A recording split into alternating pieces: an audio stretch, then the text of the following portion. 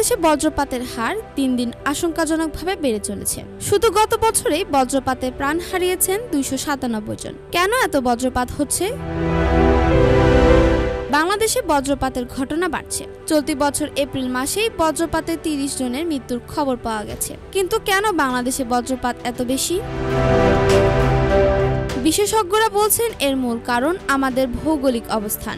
উত্তরে হিমালয় পর্বত আর দক্ষিণে বঙ্গোপসাগর, এই দুইয়ের সংমিশ্রণে গরম ও ঠান্ডা বাতাসের সংঘর্ষে ঘটে, যা বজ্রপাতের জন্য অনুকূল পরিবেশ তৈরি করে।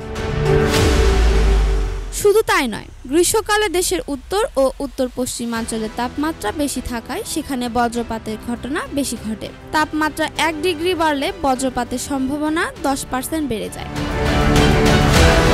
বজ্রপাতের সময় কি করবেন? খোলা মাঠ বা হাওর অঞ্চলে থাকলে যত দ্রুত সম্ভব নিরাপদ স্থানে আশ্রয় নিন। বড় গাছের নিচে অবস্থান করবেন না। ধাতব বস্তু যেমন ছাতা বা রড ব্যবহার থেকে বিরত থাকুন। ঘরে থাকলে বৈদ্যুতিক যন্ত্রপাতি বন্ধ রাখুন।